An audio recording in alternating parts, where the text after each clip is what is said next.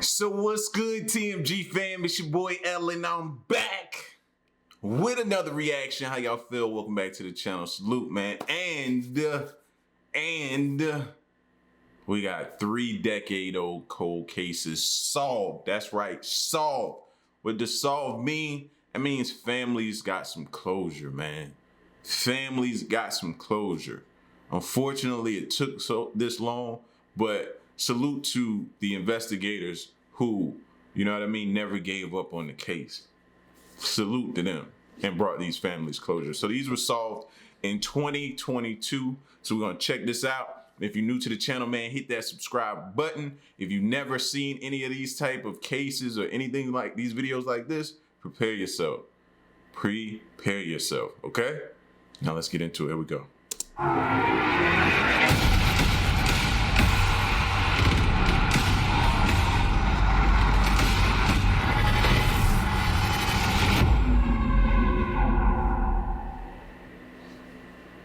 Hello, and thank you for checking out today's video. We just want 3 decades, bro.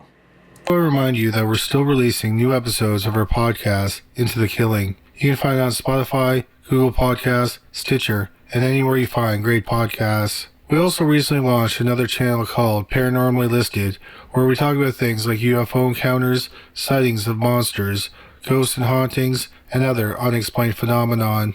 There's a link to Paranormally Listed in the description box, and we'll also have a link at the end of this video. Before today's video, we want to bring you a short message from our wonderful sponsor, Hero Wars. You know what drives me nuts while watching YouTube videos? Sitting through the ads. But now, I found something fun to do when they roll, and that's play my new Number 3, Lee Rotatori. Lee Gonzalez was born in Fargo, North Dakota in September 1949. She grew up on the outskirts of Rochester, Minnesota. She was the oldest of 4 children. After high school, she got a bachelor's degree in dietary services from the University of Wisconsin. Then she got her master's degree in food nutrition.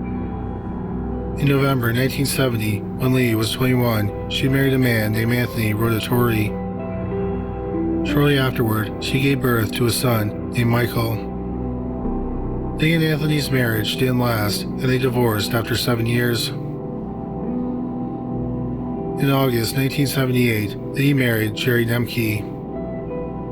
Lee decided to keep her first husband's last name for professional reasons and because her son had the same last name.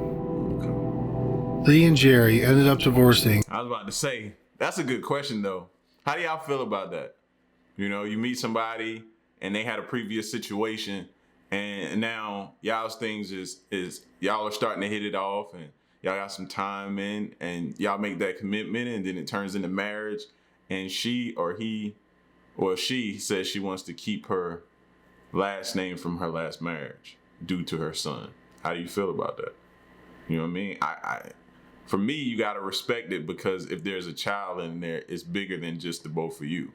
You know what I mean? So certain things, but to some people that may be, I don't know, that may be a deal breaker. But anyway, back to the video. That was just something that came up. The next year, same last name. Lee and Jerry ended up divorcing the next year. But in December 1981, they remarried. In June 1982, Lee got a job as the food service director at Jenny Edmondson Hospital in Council Bluffs, Iowa. In mid-June, Lee moved into the Best Western Frontier Motor Lodge Motel in Council Bluffs. Her husband, Jerry Demke, stayed behind in Michigan. He planned on moving their mobile home to the area after she was done her training. Lee's son lived with his father in the Chicago, Illinois area. On June 24, 1982, Lee went out boating with some new friends she made at the hospital. The next morning, Lee did not show up for work. It was her first formal day in her position. Her boss called her room several times, but Lee didn't answer the phone. He called the hotel staff, and they were able to get into her room. They found 32-year-old Lee Rotatori dead on the room's bed. The medical examiner determined she had been stabbed once in the heart. She had also been sexually assaulted. Some items were missing, but the police weren't sure that robbery was the motive behind the murder. The first suspect in the case was Lee's husband, Jerry Nemke. It turned out he had a disturbing history. On April 29th, 1960, I'm not getting those vibes from him. You know what I mean? This seems like something different. I don't know. I could be wrong, though. Let's see. 22 years before Lee's murder, 17-year-old Nemke picked up 16-year-old Marilyn Ray Duncan from her friend's home in Chicago, Illinois. At the time, Nemke was on the lam because he didn't return to a camp for juvenile offenders after a furlough. After Nemke picked up Marilyn, he picked up a bottle of wine. They parked in a quiet area and walked to a railroad embankment. They sat down and drank some wine. Nemke then tried to seduce Marilyn, but she turned him down.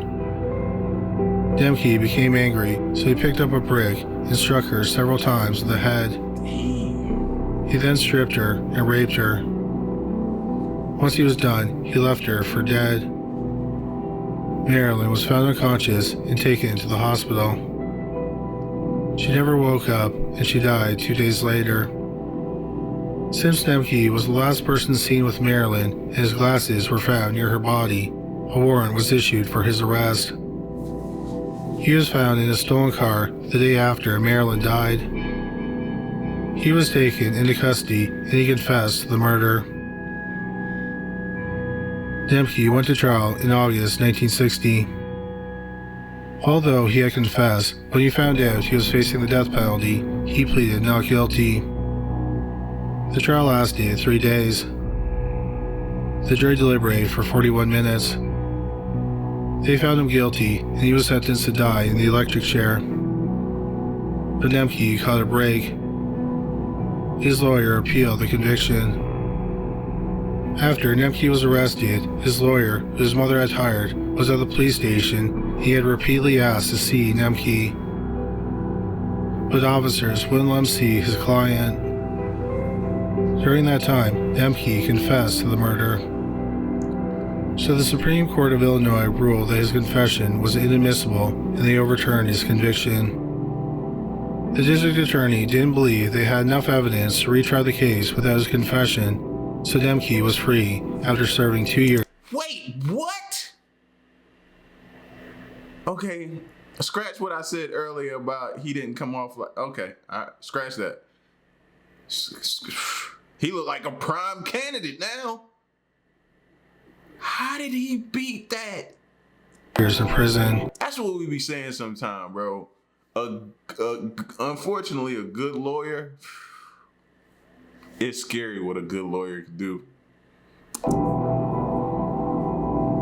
After that, Jerry Nemke cleaned up his life. Then, 20 years later, Nemke's wife was sexually assaulted and murdered in a motel room. The police cleared Nemke as a suspect in Lee's murder because he wasn't even in the state of Iowa when the murder was committed. A major problem with solving Lee's murder was the location. Hotels constantly have people coming and going. Many people who stay there don't live in the area. The motel where Lee was killed was even more problematic because it was located near an interchange.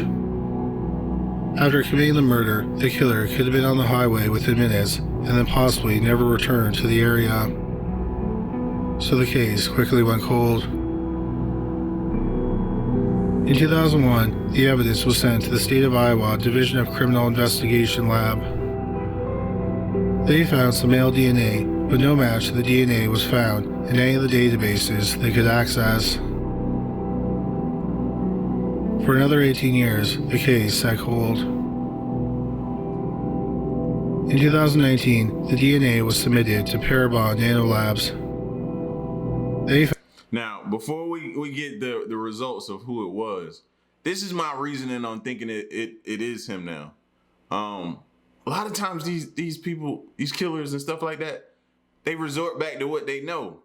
And the same way she just died was the same way what he had done, similar to the girl at the railroad tracks. Like, so I don't know if it was jealousy that sparked that rage in him to do that, but it was something, you feeling some type of way because she kept her last name. Now you're having to move your trailer down there to where she has a job. Maybe you don't have a job and she has one, and you feeling I don't know, but it's starting to feel like that could have been his possible motive. Found a 6th to 8th cousin of the suspect. This narrowed the suspect list down to several thousand people, which didn't help much. Then, in March 2020, 18-year-old Eric Schubert from Medford, New Jersey, contacted the police in Council Bluffs. Schubert was a college student, but his college was temporarily closed because of the COVID-19 pandemic. Schubert told the police that he was incredibly interested in genealogy and he might be able to help them solve crimes through genetic genealogy. He first became interested in genealogy when he was 10 years old and recovering from pneumonia. The police agreed to let him help. He traced the killer's family tree for nearly 2 years using genetic genealogy. That's dedication. 2 years?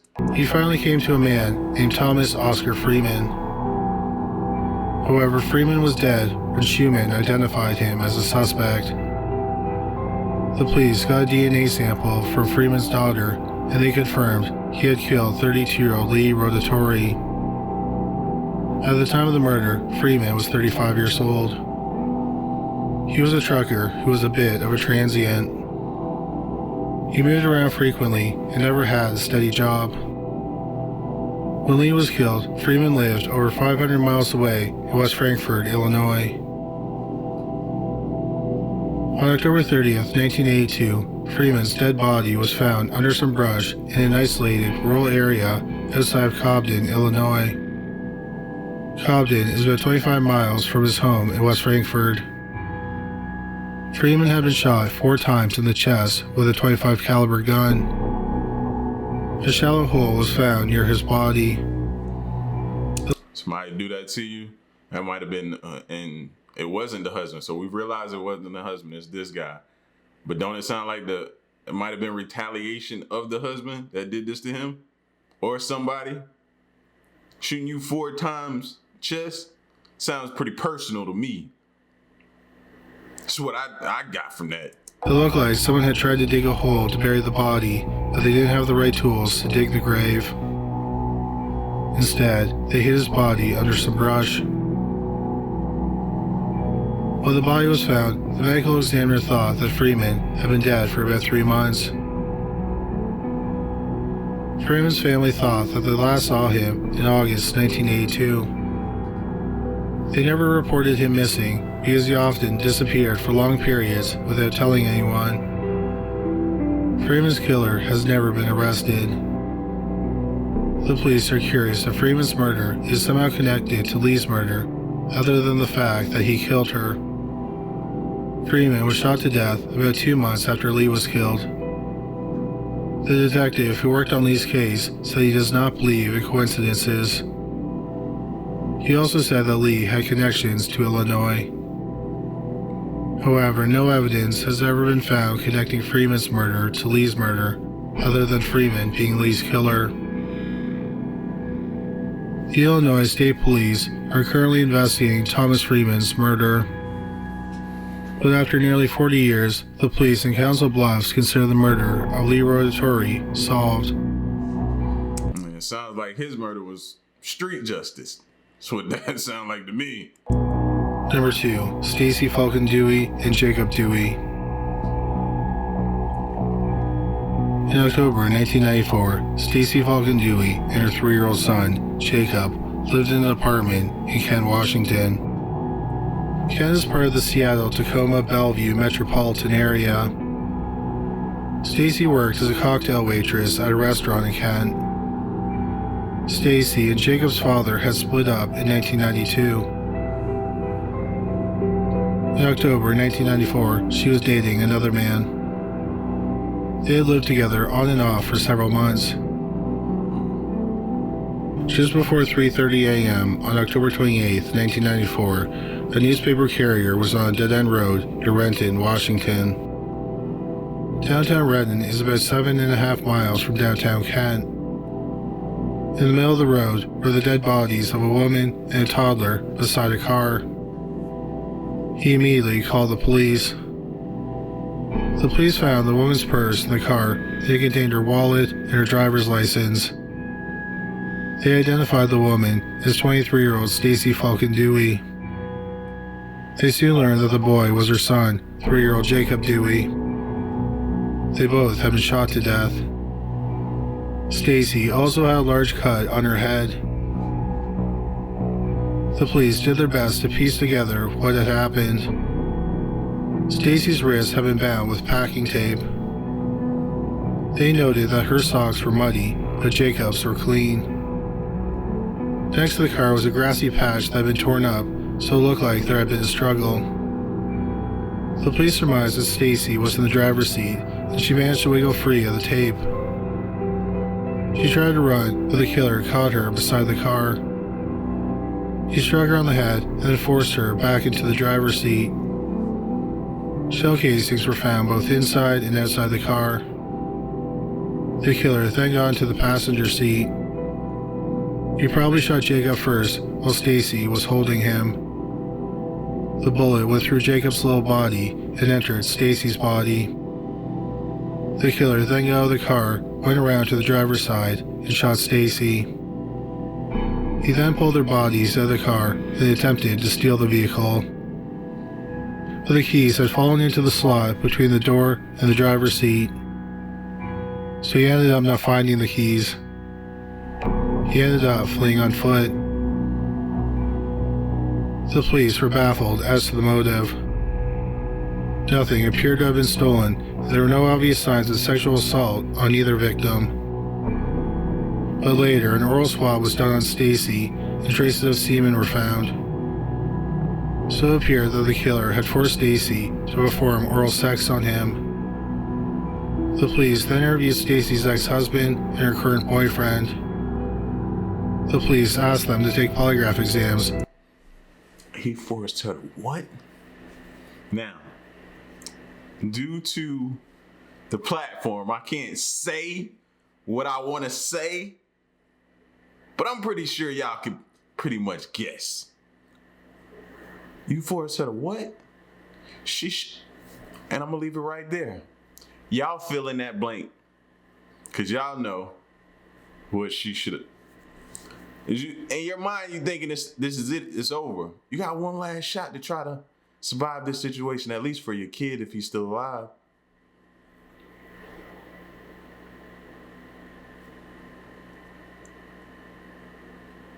And they both agreed. The results of the polygraph exams were inconclusive. The two men also didn't have great alibis for the time of the murders. Nevertheless, the police thought that both men were believable when they said they didn't commit the murders. The police then set to work trying to figure out Stacy and Jacob's final hours. Stacy had the night off from work.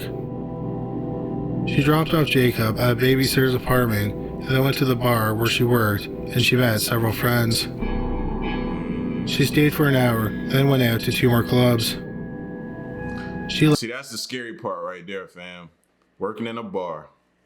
People, you know what I mean? You meet so many different people. You don't know, you know what I mean? You may have bad or good interactions with people. You don't know if they there because they like you or they're a stalker, so they just watching you. You got so much going on. You're trying to tend to customers, and a person could just watch you from afar, follow you, do different things. You know what I mean? That's the scary part of that type of nightlife. She stayed for an hour, then went out to 2 more clubs. Oh. She left at about 1 a.m. At 1:20 a.m., she stopped at a 7-Eleven store to purchase some beef jerky. She picked up Jacob at 1:45 a.m., and the babysitter noticed nothing unusual about Stacy. Then, less than 2 hours later, Stacy and Jacob were found murdered. The police have no idea why they ended up in Renton or who killed them. Unfortunately, it wasn't long before the case went cold. The police did have one strong person of interest in the case. Before she started dating her current boyfriend, Stacy had dated another man named Scott Holm. But it turned out that he was married, so Stacy ended the relationship. Holm had called Stacy on her cell phone just a few hours before she was killed. Less than 2 weeks after Stacy and Jacob were murdered, 27-year-old Scott Holm was found dead. He had been stabbed to death. Holm and his identical twin brother had recently started a car detailing business. They had installed subwoofers valued at about $1,000 in the car of Holm's friend, Vincent Field. You think maybe his wife found out? Or he told her? And then she took them both out, including it? I was just scary to say, even the kid? You think that's what happened? This guy's so many different. I don't know how they gonna figure this one out. In the car of Holm's friend, Vincent Field. The police went to Field's apartment and they found traces of blood. Field told the police he had talked to Holm. He said that Holm had been having an affair with a woman and she had threatened to tell his wife. She was also going to tell the police that he had been trafficking marijuana. So Holm said he had, quote, cleaned her clock, unquote. Fields then admitted that he killed Holm, but he said he did it in self-defense. In August 1995, Fields was found not guilty of first-degree murder, but he was convicted of second-degree murder. Initially, the police were not sure what to make of what Fields told them about Holm's confession. Holmes' brother said that Fields... Y'all believe that? Tell me y'all believe that. I don't know, man. Self-defense? So why didn't you report it then if it was self-defense? How did they have to come looking for you? Yeah, I don't know about that. Fields made up everything. He said, if anything, Fields killed Stacy to frame his brother.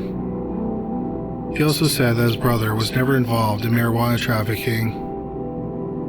Fields took a polygraph exam and he passed. But the police never found any physical evidence to connect Scott Holm to the double murder, so the case went cold. In July 2001, the police arrested a man for multiple felonies. The man was addicted to methamphetamine. He said he heard a drug dealer bragging about murdering a woman and her son on a dead-end road because she had snitched on him. The police thought he might be talking about Stacy and Jacob. So the evidence from their crime scene was sent to the crime lab. In September, the detective learned that male DNA had been pulled from the oral swab.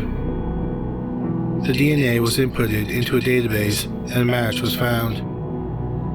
However, the DNA did not belong to the drug dealer. It belonged to a man named Jerome Frank Jones. Jones was born in August 1970. He grew up near Compton, California. In the 1980s, he was a member of the street gang, the Crips. He was arrested several times for robbery, carjacking, and for shooting a man. This was all before he turned 21. Jeez. In 1993, Jones moved to Washington State. When the investigators learned the results of the DNA test, they were shocked. They had never heard of Jones, let alone had considered him a suspect or a person of interest in the murder of Stacy and Jacob. Guess I gotta take it back. Maybe dude was telling the truth about self-defense. I don't know. Maybe he was. So neither did they or me, saw this dude coming. I didn't see this coming. Had considered him a suspect or a person of interest in the murder of Stacy and Jacob. When the DNA was matched to Jones, he was in prison in California. On March 31st, 1994, 30-year-old Gregory Hebden was shot to death in Irvine, California. Hebden was married and a father of 2. He was killed on his 9th wedding anniversary. Hebden co-owned a business that did restorations on homes and businesses damaged by fire and water. Witnesses picked Jones and another man out of a photo lineup. Jones was arrested 2 months after the murder in Seattle, Washington. In November 1998, Jones was convicted of first-degree murder. He was sentenced to 56 years in prison. In November 2002, investigators traveled to California to interview Jones in prison. He claimed he didn't know Stacy Falcon Dewey. The police knew he was lying because the semen had been found in her mouth. After the interview, the police decided to examine all the other persons of interest in the case. Through DNA testing and polygraph examinations, they eliminated them all as possible suspects. They also had DNA from under Stacy's fingernails compared to Jones's DNA. Once again, it was a match. Got him. Got you, bro. Got you. See? Never give up on the case, bro. The problem for detectives was connecting Stacy to Jones. They didn't know each other, so how did Jones end up in Stacy's car? True. It turned out that Jones had a friend who lived close to Jacob's babysitter. From his apartment, you could see the area where Stacy usually parked her car. That's what I was saying, bro. You never know who's watching you. Like, how could she have known? That's just unfortunate. You don't know who's watching you. That's why, man, be careful. We can't continue to stress this enough. So, the case was pretty much closed in July 2004. But the district attorney didn't think that the case was strong enough to take to trial. He wanted the crime scene to be reconstructed with a sequence of likely events. But, for unknown reasons, this never happened. The district attorney moved on to other cases. Eventually, the murders of Stacy Falcon Dewey and her son Jacob Dewey, which were basically solved, were forgotten. Then, in 2010, the Renton Police Department's cold case unit was disbanded because they had lost funding. During all this time, Stacy and Jacob's family were anxious for answers. But they didn't learn about the DNA match to Jerome Jones until March 2018, when the Seattle Times did a 3-part series on the murders. Why keep that from them? They should have been the first to know. Why would you keep that information from them? They had not heard from the police or the district attorney's office in years. 3 detectives who worked on the case were interviewed for the series. They said they had no idea why Jones was in charge with the murders. After the series was published, Stacy's mother started a letter-writing campaign to get the case taken to court. The police reopened the case to look to see if they could find more ways to connect Jones to the murders. In December 2021, they found some semen on Jacob's jacket that belonged to Jerome Jones. In February 2022, over 27 years after the murders of Stacy Falcon Dewey and her 3-year-old son, Jacob Dewey, 51-year-old Jerome Jones was charged with 2 counts of aggravated murder. Jones was supposed to be extradited from California to Washington to stand trial for both murders at the end of February. No trial date has been set. Number 1. Marise Chiverella. In spring 1964, Marise Chiverella was 9 years old. She lived with her family in Hazleton, Pennsylvania. She was the 4th of 5 children. Her family referred to her as a little mother. She happily did housework without complaining. She also worked at the family's small grocery store, which was next door to their family's home. Marise played the organ and she was devoutly religious. She attended Mass every morning and she wanted to be a nun when she grew up. Marise never walked to school alone because she was afraid of dogs.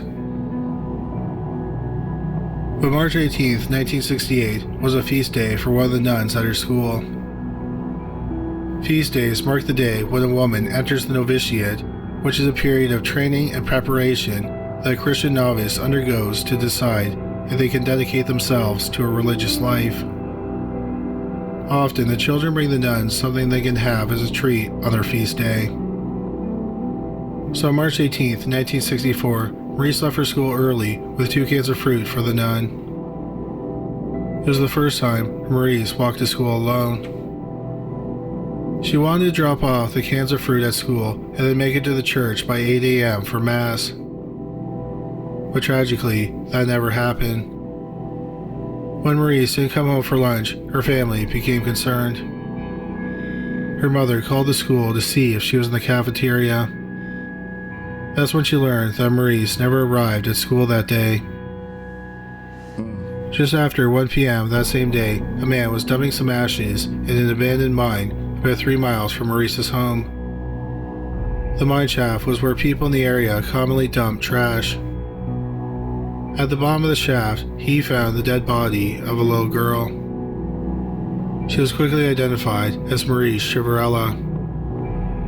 She was fully dressed except for her shoes. Her shoes were found a short distance away. Her wrists and legs had been bound. Stuffed in her mouth was her scarf. She had been raped and strangled to death. The police immediately started a massive investigation. According to a newspaper article printed in the days after the murder, it was the first time a child had been murdered in a sex crime in recent memory. The police said that they always had suspects, but they never made an arrest in the case. There was speculation that the murder was connected to another killing that happened 17 months earlier in Bristol, Pennsylvania. Bristol is about 100 miles south of Hazelden. On October 22, 1962, 9-year-old Carol Ann Daughtry was found raped and strangled to death on the landing of the choir loft in St. Mark's Catholic Church.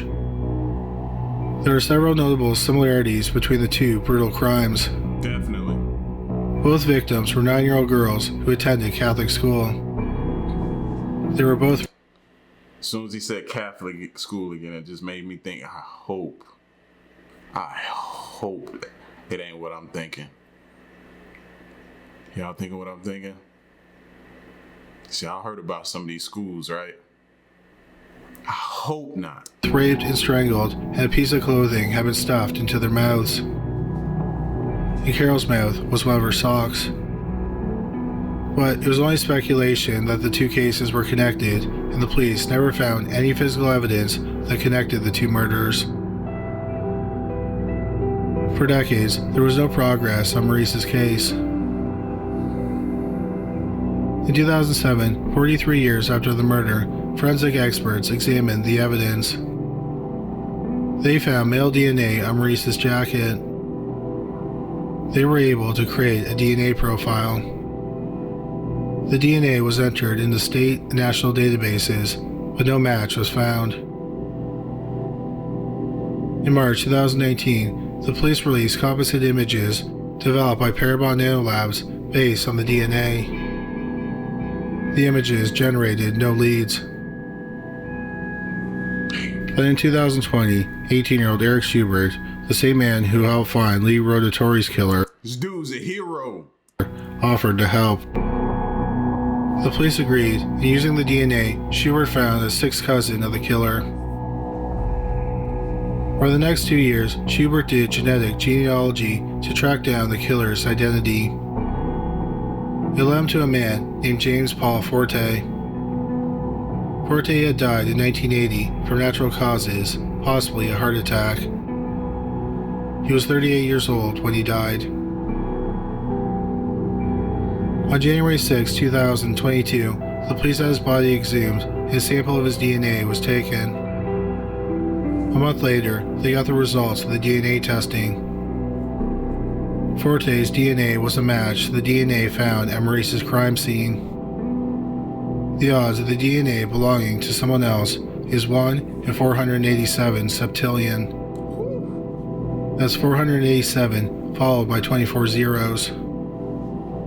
The police statement read, "To put the numbers in perspective, it is estimated that there have only been 117 billion people who have ever inhabited the Earth. In order to find another match to Mr. Forte, you would need to search over 4 million planet Earths."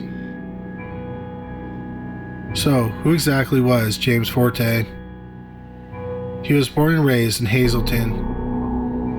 In October 1959, he enlisted in the Army. He was discharged in October 19... Please don't say he ended up at the school. Please don't say he ended up at the school. 1962. In 1964, when Marise was killed, he was 22 years old. He lived a few blocks from Marise and her family. He had no known connections to Marise or her family. He was not considered a person of interest or a suspect. He had a criminal record, but he was arrested for the first time in 1974, 10 years after Marise's murder. A 23-year-old woman had accused him of sexually assaulting her in her car. Forte pleaded guilty to aggravated assault in September 1973. He was given a year probation. So basically, somebody who lived close to them did this. So that just makes me double back to what we've been saying. You know how you let your kids out to play? You know? Full confession, my kids are out right now. So it keeps me on edge, man, because you don't know who's watching them.